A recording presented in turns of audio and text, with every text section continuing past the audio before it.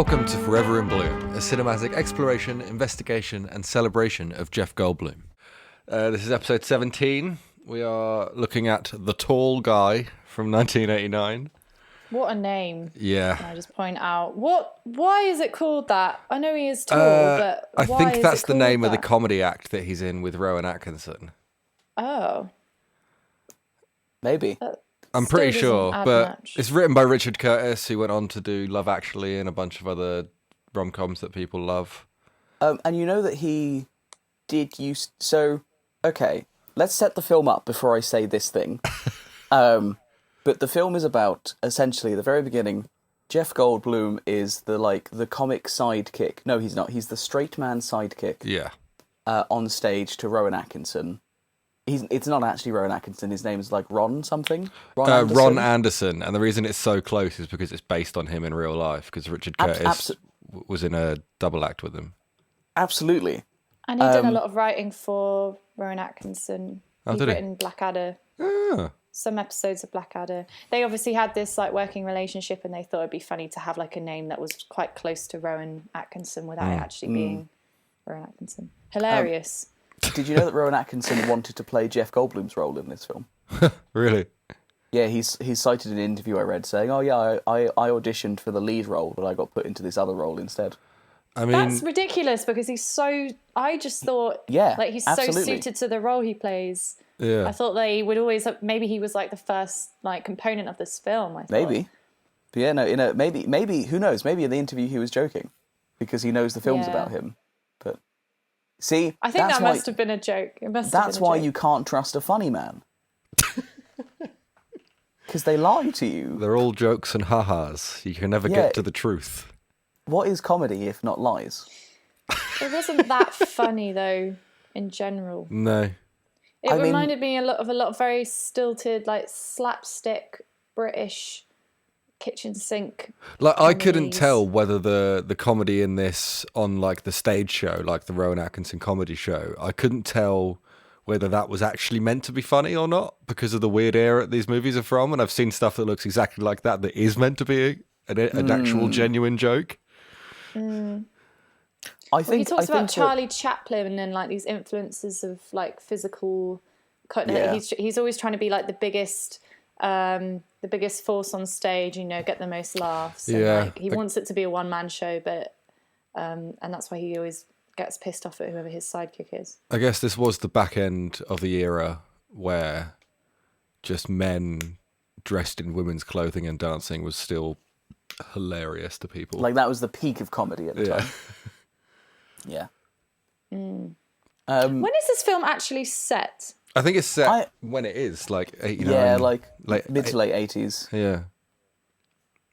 Okay, it's got a real kind of 60s feel about it for some reason. I think it's the colouring more than anything, to be yeah. honest. I do know what you mean, but I also think that so this is the first British film we've watched as well in this series, as far as I'm aware. Super low and budget, to be fair. Yeah, and I do think especially back then, but even nowadays, there is a bit of a difference sort of aesthetically with British and American cinema. Yeah. And this definitely felt more like a long sitcom episode in some way. It did, it really did. I'm surprised they didn't make more jokes about the fact that he is an American in the UK. I was he only expecting mentions more. it once. Well, apparently there are two versions of this movie. There's the one that will play on UK TV, and then there's an American DVD release, which they actually overdubbed a lot of British slang and stuff like that, just so people would kind of understand what it was and it would play in America. But there's a lot of weird lines. I think one of Rowan Atkinson's first lines when you first get introduced to Jeff after he sneezes is he says, "You're performing 5 kinds of shit tonight." I also have that one written down, actually. What are the different types of shit? I was really hoping you wouldn't ask this question. I feel like we could list them. We listed 100 cheeses. I reckon we could list 5 shits. There might be some crossovers. What would you classify as a type? Dog. No. That's a species of poop. Yeah, dog. Dog's one. I don't think that's how that works. Okay, well, lasagna. I think lasagna is a type. Well, then curry.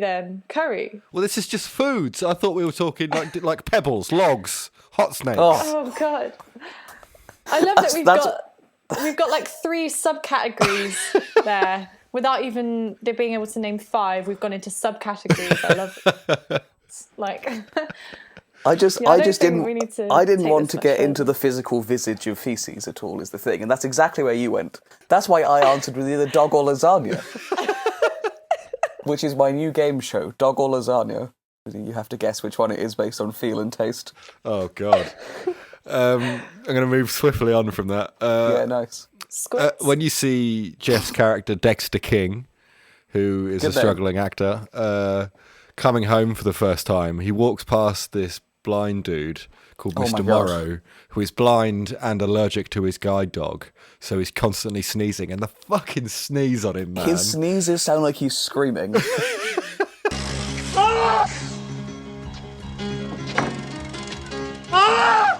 Mr. Morrow.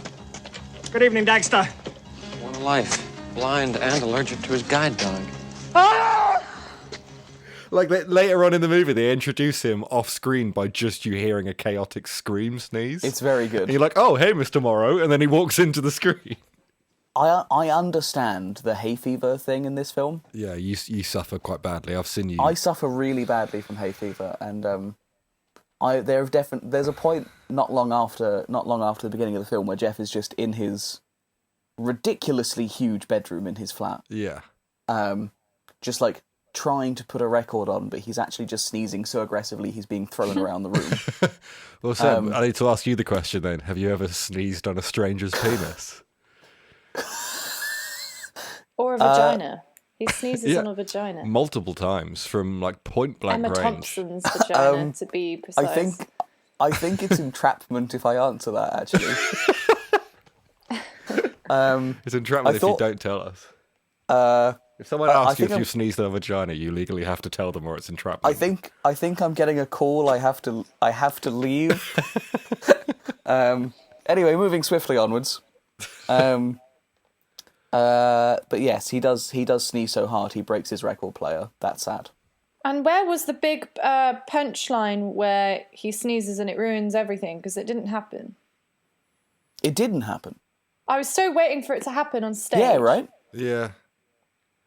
But And then it just didn't. No. What was the point of even that whole sneezing Because then bit? that's how he had to meet Emma Thompson's character. Because he had he had sneezing issues and it kept fucking up his chances on the show because he was coming across funnier than Rowan Atkinson. So we told him to stop sneezing.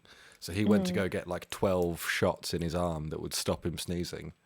And in that time got weirdly obsessed with Emma Thompson's character. He meets Emma Thompson, who's a nurse. This is her first film. Her first ever film. Her debut film, yeah. She's amazing, isn't she? Yeah, She that confidence that she has in this film, she carries it with her in every single role that I've seen her after this. She's like 30, it's so I think, unique. in this. 30 years old. Oh, that's amazing. No, she's great. And like, so he gets this obsession with her and lies and says that he's going to Morocco, so he has a reason to go back and have all these jabs. Yeah.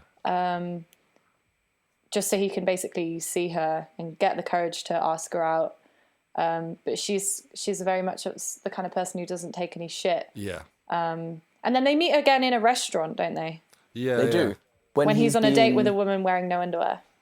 Yeah, so it's given to us as like some world building that Jeff is women are irresistibly attracted to Jeff Goldblum as Dexter King, which he's a tall, dark, and handsome American, isn't he? So I can understand it. But in the flashbacks when he's meeting those women, he has some really bad facial hair. Yeah, well, I was about to say, we rarely see a mustachioed Jeff, you know. Oh, the moustache I'm fine with. It was the goatee that I wasn't. The goatee wasn't great. The little beard. The goatee made him look bad and unpleasant. But it was a pleasant surprise to see the old Jeff stash. Yeah, I'm sure it will come back in other such adventures. But we should probably say, so he is an actor, and he's trying to fall in love with a woman, and he falls in love with a nurse, and then he gets fired, and then he tries to make it big in a different show, and that's the whole film essentially. Yeah, it's stretched out over an hour and like 40 minutes or something. But he goes into the Elephant Man. He he cheats on Emma Thompson with a co-star and then inexplicably wins her back at the end, and they go off into the sunset, essentially. Yeah. And he ends up doing half her job for her for some reason. There's a dying man, the last scene, in a hospital, in the middle of a hospital, and Emma Thompson's a nurse, Jeff Goldblum's an actor, and they're the only two people that rush to his aid and manage to keep this man alive. Yeah, he's on doing like chest compressions and shit. The first thing this man says when he comes back into consciousness is, well, are you going to go on a date with her? Yeah, like, what did she say? You going to answer him? What did she say? Fuck's sake. Classic rom-com. Yeah, Just man. But this is like the entire world is built around a will they, won't they relationship. Yeah. Like, that's you can such see the like the stepping blueprint. stones between this and Love Actually and stuff quite Absolutely, easily. yeah. But there's something so like hopelessly like wonderful about Love Actually, like because they're playing on the whole like season of love thing. But I felt with this film, obviously, it's a lot earlier in his career and it's a bit more of an experimentation. But he's written a lot of just the same movie, isn't he? Yeah. Old I watched Rich. I watched a rom-com last night, actually. Yeah. On the extended family Zoom film night. What was it? We watched Clueless. Oh yeah. From 1994. I wouldn't even say that's a rom-com. Oh, I mean, it's classed as one, I think. It's a coming-of-age chick flick. Yeah, it's a coming-of-age chick flick where someone falls in love with their not really stepbrother but kind of half-brother thing. Weird. But it's not really about that. I could talk about Clueless all night, and I'm not going to. I had like a good time with it, actually. That's it's one of the best films ever. Just one quote from early on. Actually, one whole character I want to bring up in this is I've forgotten her name actually, but Jeff Goldblum's like flatmate. She's landlady. Is that her? She is like listed as like a nymphomaniac landlady on the fucking description of the movie. I'm glad that none of the landladies and landlords I've had have fit that description, personally. But also, every different scene, she has a different man with her. Yeah, normally naked. And she says something early on in the film that actually made me laugh to the point where I had to pause the film for a moment because I wasn't expecting it. Which is that Jeff goes in to ask her for dating advice.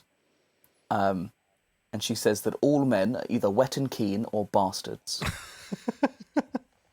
There's no middle ground, there's nothing else. And there's something about wet and keen that...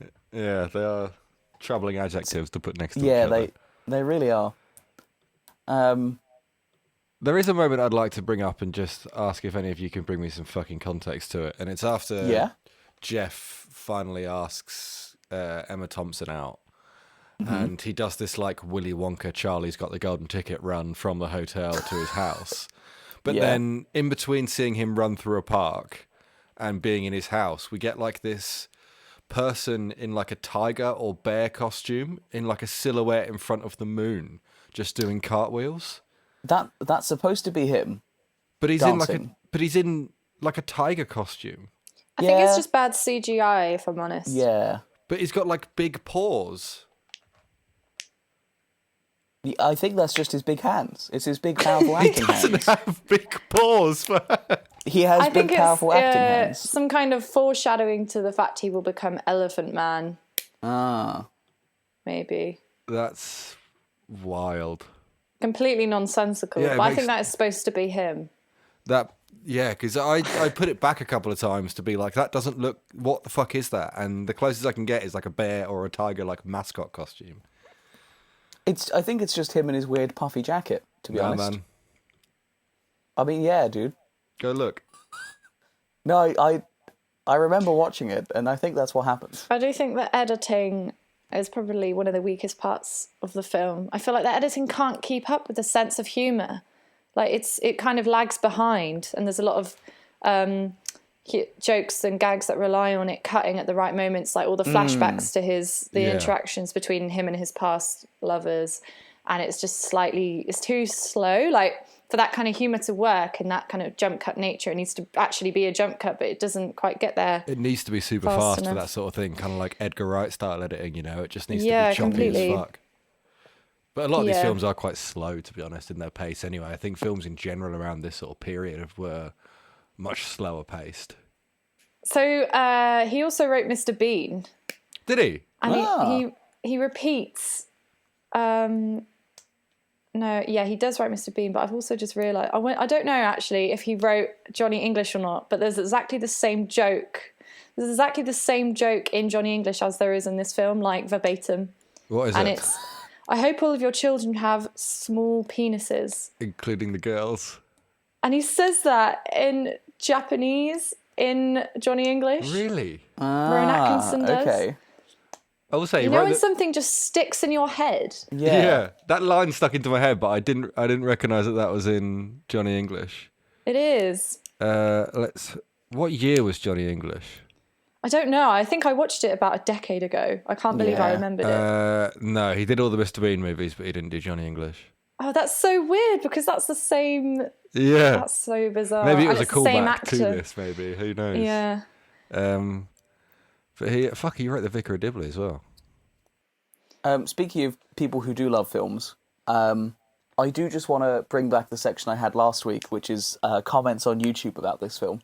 Okay. I'm just going to give you one this time, and it's written with no punctuation. So I'm going to read it in such a way.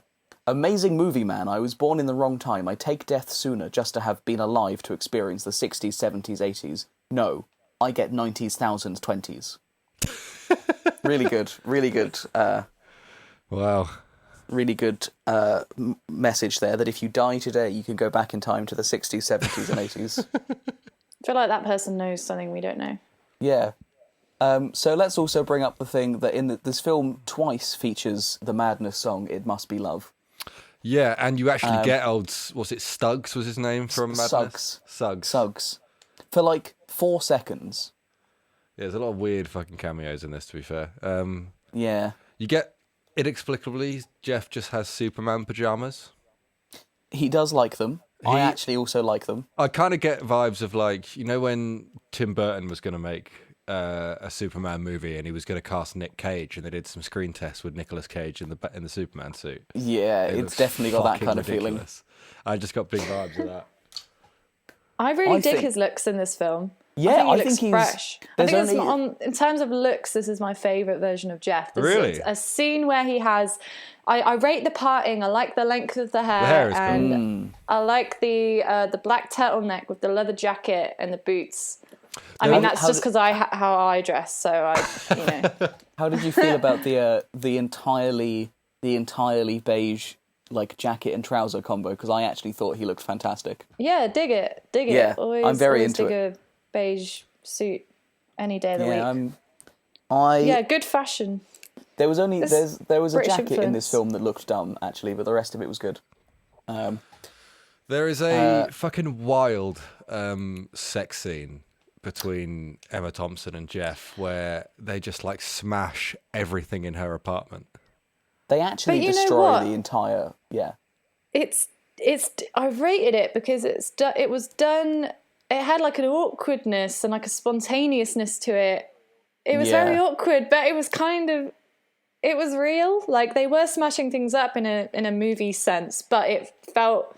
It did feel like sporadic and like it was happening there and then, and they were having fun. Probably like until so often, she like picked up a ceramic kettle and just smashed it on his head. Look, man, people are into some interesting things nowadays. I thought it worked really well. No, that was good. That was good. She just before that, she does when getting to her flat. She says, "Don't be deceived by the grim exterior. It's much grimmer inside." And when he gets inside, it's beautiful. Yeah, it's all like orange and green. Yeah, because those are her favourite colours. I feel like I feel like Jeff Goldblum is punching above his weight in this film, though. Because how cool is Emma Thompson? How sick is she? She is amazing. And he's just Absolutely. useless, and he's just a bit of an idiot, and he cheats on her. Yeah. Who the fuck could cheat on Emma Thompson? That and makes then no sense to me. Comes personally. worming back, and I can't believe she takes him back. Well, it's just for the sake of it being a nice ending because it wouldn't happen because Jeff's a douchebag in this. Yeah. Despite all of this, I kind of had a good time with it.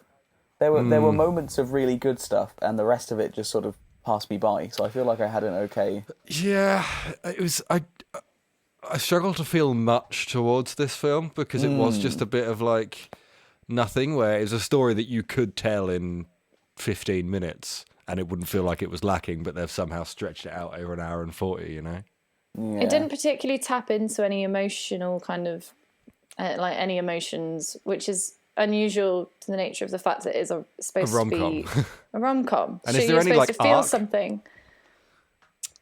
And they're like, Not well. Like, Emma Thompson doesn't really have an arc because they kind of set her out to be this like very strong and awesome woman, but then even though she does the right thing as soon as she finds out he's had an affair, she's like, cool, so I'm going and I'm never going to come back.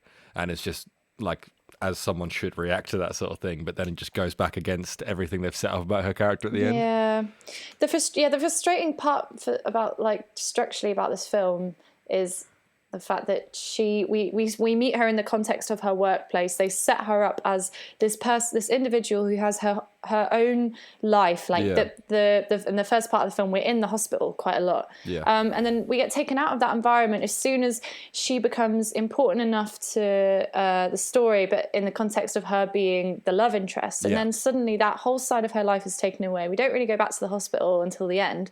And so we're kind of...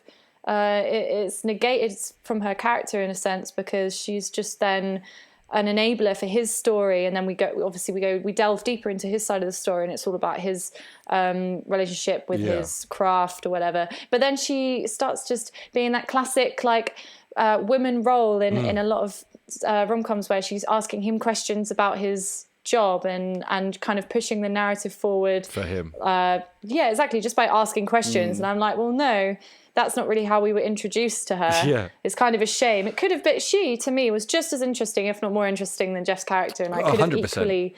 equally been a 50-50 split between him and her. I think the only reason we get so much of her at the beginning really is because we're seeing it through his like fantasize his fantasies of her, you know, like we're only seeing exactly. that much because he's like essentially stalking her and like trying to find out as much as he can about her. And she's portrayed as this strong, like career-driven woman because that's what he is looking up to. And then as soon as he's got her, we kind of let that go because until it's there's no relevant need for us to see her like that anymore. Yeah, that's and there's also a glaring shit. plot hole that you just reminded me of about him going back to the hospital at the end, which is he leaves the production of Elephant Man because he is the said Elephant Man, and he leaves the production still with all of his makeup and stuff on. Gets in a car and is driving to the hospital and is speeding. He sees the cops. They tell him to pull over and he intentionally just tries to get into a fucking like car chase and drives off. They then cut in front of him and try and say like, do you know how fast you were going? He just like shouts, I need to get to the hospital. And they obviously see his prosthetics and be like, oh fuck, okay, we'll help you. Thinking that he's all grotesque and fucked. And they give him like a massive police escort to the hospital, like 3 bikes, 2 cars. Then he gets out of the car, rips all the prosthetics off, and they all just are cool with that and let him go. It's in the name of love. Like, no one in this film Love is a real triumphs person. all. Love triumphs Have you learned cops, nothing? Liam. Have you learned nothing in the last year, Liam? I will say the best part of this movie for me is like when they play through the really bad play. When Emma Thompson goes to see it for the first time and there's like tap dancing elephants in grey suits doing the can-can and all the songs are just like the epitome of amateur dramatics and it's beautiful. I love it. I just love awful musicals. Something I do want to bring up in relation to the dancing elephants is that this is one of the only things I've seen in the rest of the world that acknowledges the existence of Babar the elephant, which is a strong part of my childhood. And the last time I thought about it, Liam, was when we synced it up to Arcane Roots. Oh yeah, we did do that. That was incredible. Some other terrible. Yeah, that was a weird day. But I've never seen it referenced in popular media before. No, there's only one song called Babar the Elephant that I know, but What is that, like a children's book? It was a Children's book cartoon. and cartoon series about an elephant who's a wealthy prince. It's good. It's good I shit. missed that one. I only have one last quote from this movie, and it's what Jeff calls Rowan Atkinson right at the end, which is a toting, snivelling suck butt. That is pretty good. Just never heard That's a someone be good called one. a suck butt before, and I think it's quite Suck butt. yeah, it's really something. Just a fun bit of trivia. That blue car is actually Rowan Atkinson's. Oh really? Yeah. I have absolutely no idea what car you mean. The nice blue car that was outside of the theatre in all of the shots of the outside of the theatre that Jeff also steals to drive. Oh, that's the car he steals. Sure. Yeah. It's actually Rowan Atkinson's car. Just in case you wanted to know. The Wild. only time he has any like chutzpah in this film is when he's chasing after Emma Thompson. Yeah. That's the only time he does anything proactive. The rest of the time he's just like a bit of a limp biscuit. Wait, Limp Biscuit? Is that a band? Yeah, Limp Bizkit is a band. 90. It's like a noughties new metal band, mate. You must know Limp Bizkit. Oh God, I did know that. There's something going on in my brain today, and it's like I'm firing shots, and they're just going completely in the wrong direction. True Bloom, what have we gone for? I put Interesting. 5. 5. I also put 5 because it was going to Middle be. of the road. I was going to do 4, but there's one moment where he specifically says "holy cats," and that is something that I've heard Jeff say multiple times in real life. So I okay. wonder whether What, that when was you've like been a little hanging bit out of with him? improv, or Seb, don't patronise me like that. I do research for this show, all right. Yes, whether that's like a little improv thing that he was kind of just bringing in at the time, or he's taken that from the script into his like vernacular. But in a bunch of interviews and on his show and stuff, I've seen him reference "holy cats." Yeah, okay. Really? Yeah, he does. He's like, "Oh, holy cats!" He also actually says "gadzoots," which means which I think only adds to the Yeah. interdimensional being that lives outside of time that's trying to pretend he's a human by just watching like 40s cop shows and being like, "Holy cats, gadzoots!" I would like to see Jeff in like a noir, is what I'd like to Oh, see. that would be so good. Yeah, I feel Wasn't like that he'd the do it well. first film we watched was a noir? Yeah, but Yeah, he but was I just want- I he want- was just I a want him in the, miscellaneous like- rapist in that, wasn't Yeah. Oh, of course he was, yeah. I want him as like a hard done by PI. he? The Trilby wearing black and white in the rain dude, you know? Yeah. You know, he's smoking a cigarette. He's trying to anyway, but the rain keeps putting it out, and he just tosses it on the ground. And then, as he tosses it on the ground, a beautiful like gloved hand like moves into frame and offers him a lit one. And then it's like that's the introduction to the person who's going to give the case. And then what actually happens is the person who gives the case is the criminal. I love a noir. Yeah. They're all the same thing, but He they're takes really the good. case. He takes the case, doesn't care about her, carries on nonchalantly walking through the streets. Crime happens around him. He doesn't care. He's beaten down by the city he lives in. That literally sounds like my sixth form film submission. We had to make a film noir. It's on YouTube somewhere. And genuinely, you just described like the opening scene. It's Not even kidding. every single noir, man. That's why I fucking love them. But yeah, Jeff, if you ever do listen, which I'm definitely sure you won't, make a noir. If not, come to us and we'll make you a noir. I'm sure he'll pass that on to his agent. Yeah, I'll find it. I'll find Just it. that soundbite of you saying "make a noir." We'll go with It goes this. the time to download this episode, cut out the fucking like 3 seconds of that, and just Whack forward it it to in his agent. Premiere. Cut it down to just that segment. Yeah. He will do it. We haven't asked him to come on the show for a little while. Have we given up You're on right. that? No, we'll ask him again this time. Or are we going to ask him this time? Yeah, we can ask him this time. I was thinking about like asking him more and more elaborate ways, but I feel like doing that too early on, I probably would have blown my goose too early, you know. So Yeah. I have plans to try and contact his agent and anyone else I can in his circle. Oh my God. We're going to end up on some kind of like List. stalkers list. I might just tweet at him. Why not? Just from my personal account, you know. I know that from an interview, I think I've mentioned this on the podcast before, he does say that he does every now and then go through the hashtag Jeff Goldblum on Instagram. So if we just fucking blast that shit Yeah. as a campaign, maybe we can do it. Maybe on our 50th episode or something. A special. Yeah. The El Jefe We'll just Special. do like 24-hour tagging sesh or something. Oh, I thought you were about to say a 24-hour podcast, mate, and my heart fucking skipped. Oh my god, no. What a nightmare. Anyway, Craft. I gave it 3 out of 10, man. I thought it was a pretty poorly made movie. I matched that. I just think some of the editing was just unforgivable. The I also editing was bad. wanted to make a point that a lot of the music in this movie sounds like it's from like Wii Sports Resort. But not in a good way.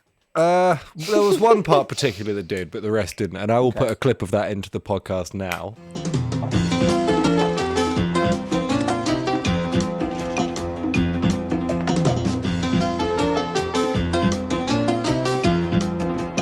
Nice. But Oh yeah, that's good. That's yeah, That's really. such a niche reference for our American audience. What do you mean for our American audience?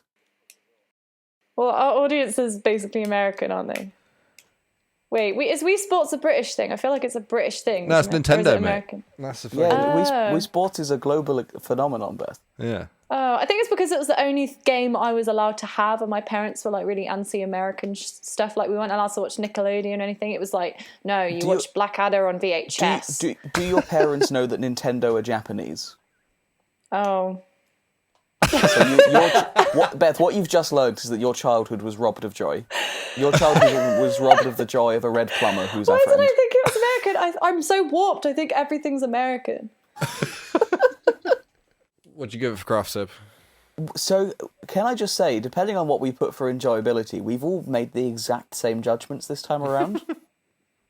I feel like the enjoyability is where we might waver a bit. I think Seb's will be higher than mine. Yeah, but you know, I was also 5 and 3 for the last two, so it's quite weird. Cool. So enjoyability, I put 3 out of 10. It just it just kind of passed over me, man. There was a couple of bits that I could look back on, but nah, not really. I put a 5 just because I just had a nice time. I knew you were going to put a high one on this.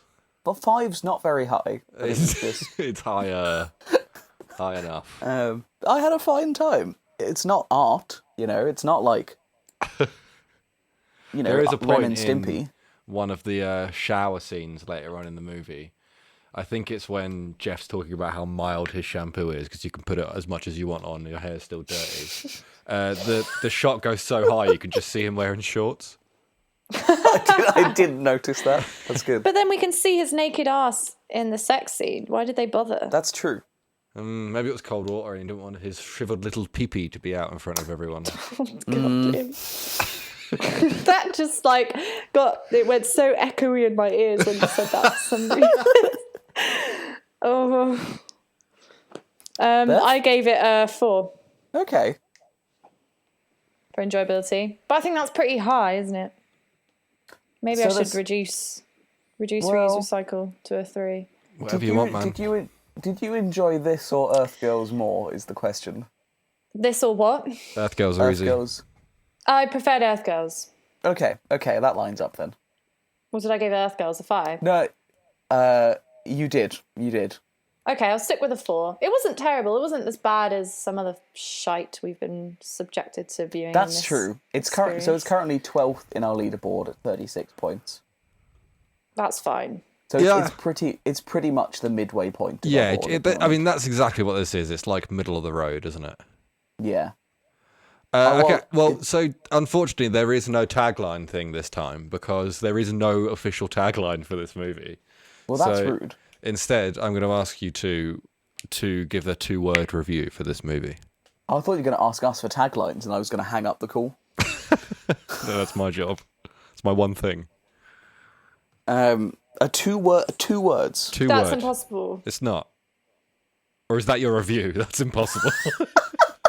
Well, that's 3 words. No. Oh, wait, no. Oh, no, it's 2 words. Do you see what I mean about the brain Yeah, thing? it's really and possible. impossible. That's Kim Possible. Kim Possible was a cool cartoon, and I will hear no No, Kim critiques of Possible it. was fucking sick. Beep, beep, Yeah. beep, beep, beep. Go on, Sid. 2 words. Elephant sneeze. Good, yeah. Blind screaming. Nice. Because the thing that is sat most in my head is that old man screaming as he sneezes. Mine would be mildly forgettable. Oh yeah, okay. Yeah. I see what you've done there with the adjective and the that makes more sense.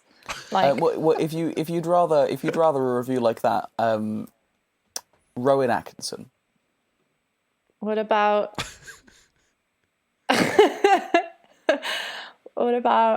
hang on, give me a minute. Levitating head, but not in the way that you think, because Emma Thompson levitates when she gets head by Jeff Goldblum.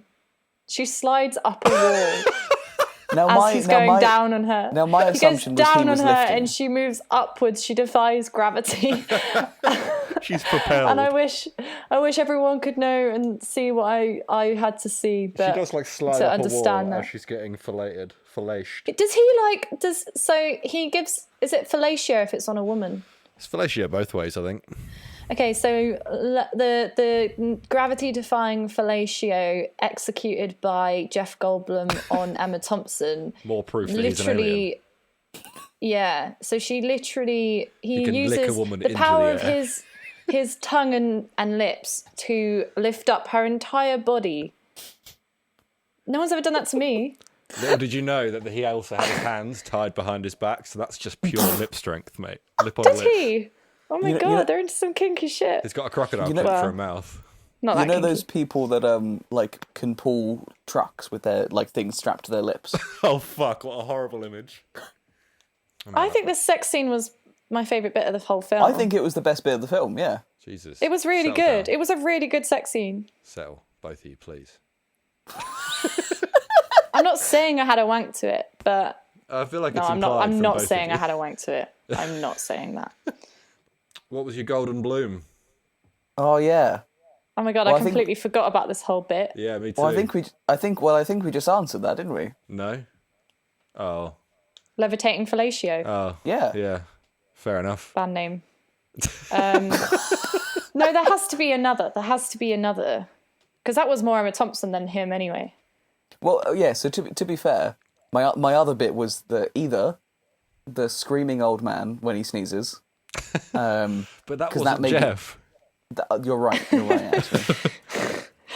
I quite liked his delivery of one particular line.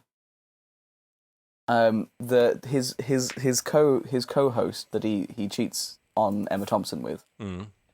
She says, "You know, I'm falling in love with you, Mr. Dexter King," and he just looks at her and says, "That's probably not a good idea."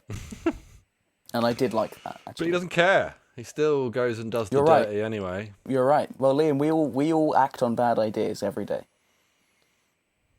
I feel like this film maybe had the most, like, in terms of, I was watching it, as I was watching it, I was thinking it'd be quite good to take, like, I don't know, to take some stills from it.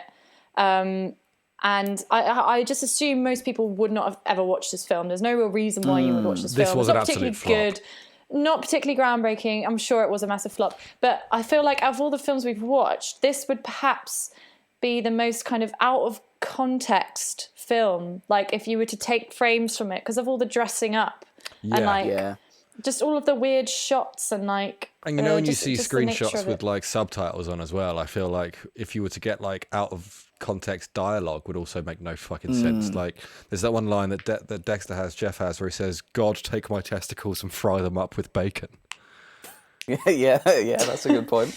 Yeah, the script is funny, isn't it? There's a lot of really random, like the shampoo thing really stuck out to me as well. Yeah, Like, yeah. why is that in there? What does that contribute? There is some like really dry, witty humour in it, but then so much of it does just fucking fall so flat on its face. Yeah. Although And there's probably the joke that Sorry. did kind of catch me off guard, because I just really like kind of dry humour, and that's kind of why I think Emma Thompson was so good, because she's very good at like that quick, witty delivery back and forward, you know? she doesn't even give you time to go, oh, that's funny or that's not funny. She's Yeah. just so Just snappy like and barreling with it. out. Yeah, and That's basically what I the mean first time, about- like Jeff goes over to her flat. Yeah. She says she's like, great, two people on their own in the middle of nowhere, not tired, and then Jeff just deadpan as fuck goes, well, it's the ideal circumstances for Scrabble, and I just thought that was really good. So that's my golden bloom. I like that they both clarified that they weren't tired. was Yeah, good. because both of them. Well, that was the whole thing the night before, wasn't it? It was like, I'm not tired. I am too tired to fuck. You need to give us some Bloomiverse, my dude. I've tried 3 times, and we end up talking about something else each time. So here we go. It's a very easy one this time, isn't it? Really, if you think about it. You've been saying that the last like 4. Yeah, 5 you need to stop times. shifting the onus onto the listener, mate, or us. No, this one is easy. So we've seen him as an actor before in Next Stop Greenwich Village, as Clyde Baxter. Yes. And Clyde Baxter did not get any success in the US, it seems, because I've forgotten the name of the lead, Lenny in Next Stop Greenwich Village. Good point. He got that role instead. So my belief is that Clyde Baxter, or Jeff as Clyde, emigrated to the UK, and has continued to pursue an acting career there. That's my belief. That's the connection here. Maybe it's his only ever trip to the United Kingdom. Maybe it's his only ever trip to our good. I was going to start to do a Cockney accent, and I won't. Good. Yeah, Good. smart choice. Good choice. Also, can't think at all of any other thing of Jeff having a mustache. I'm starting to feel like he can just grow hair at rapid speed and then suck it back in again whenever he wants. Yeah, push it out like it's one of those Play-Doh strainers, you know? Yeah. I don't Yeah. like that. I do. Like a pasta cutter. Oh. He's like a living, breathing pasta machine that can just regenerate cells. The human turn hair into extruder. hair. Yeah. I'm into that. Beautiful.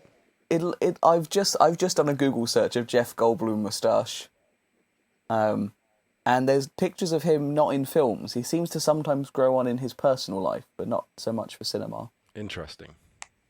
I mean, There's it's one- not great. It's not a great look, really, is it? There's one the that's moustache by really itself bad. isn't too bad, but it's the moustache with the goat chin that's so bad. I've never enjoyed that. There's a really bad image here of a Jeff Goldblum doppelganger Mate, who does not look like Jeff Goldblum, but is listed as a Jeff Goldblum doppelganger. I'm in a few different Jeff Goldblum Facebook pages, so I could blast this podcast around when it first started. And there is a guy whose name on Facebook is, like, his middle name on Facebook is Brazilian Ian Malcolm.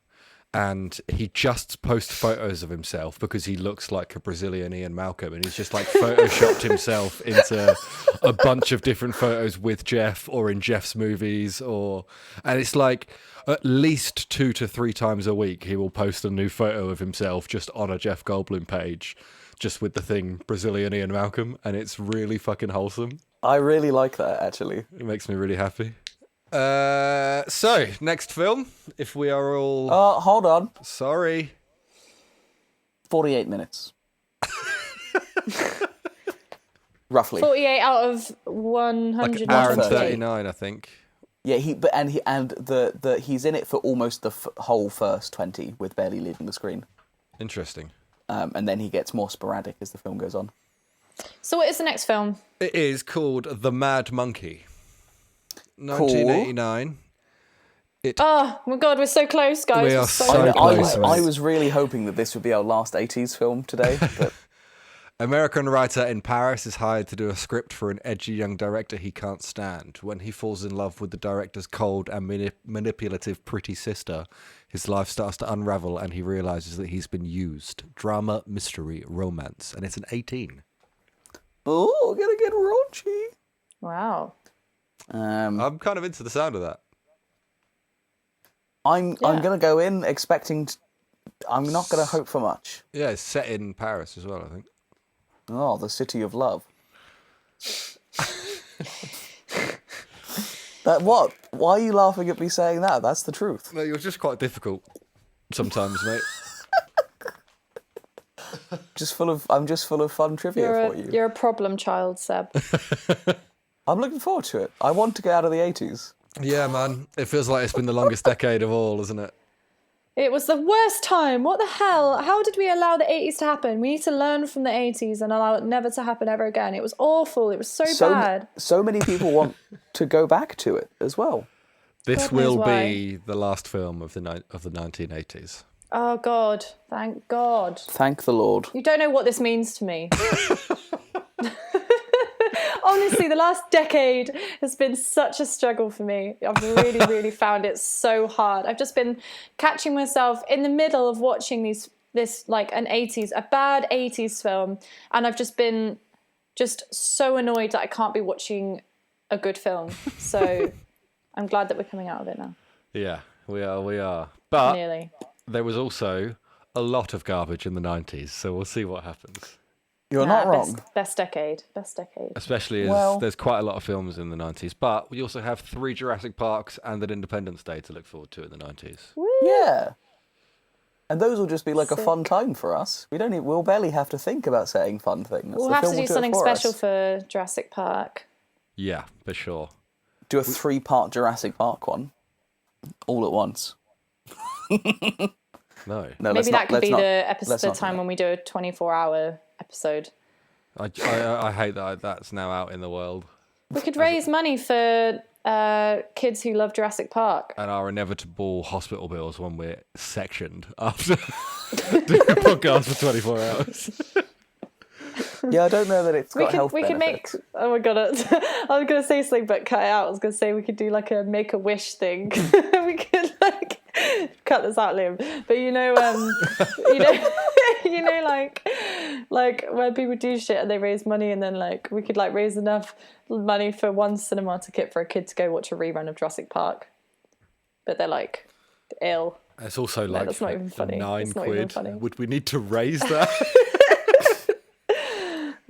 Sorry. Anyway, back to the podcast. Unless either of you have any more thoughts on the tall guy, I do not. It doesn't matter that he's tall. the large gentleman. I believe it's the show. It's the tall guy. It was called Elephant. No, the comedy duo. Oh, yeah. If you want to get in touch with us, we are at foreverinblum on Instagram or foreverinblum@gmail.com. If you could share the show around, leave any reviews or ratings, that would be a huge help. As that really helps us grow the show and all of those things, and keep doing it and help us keep doing it if you actually enjoy this garbage. But other than that, goodbye.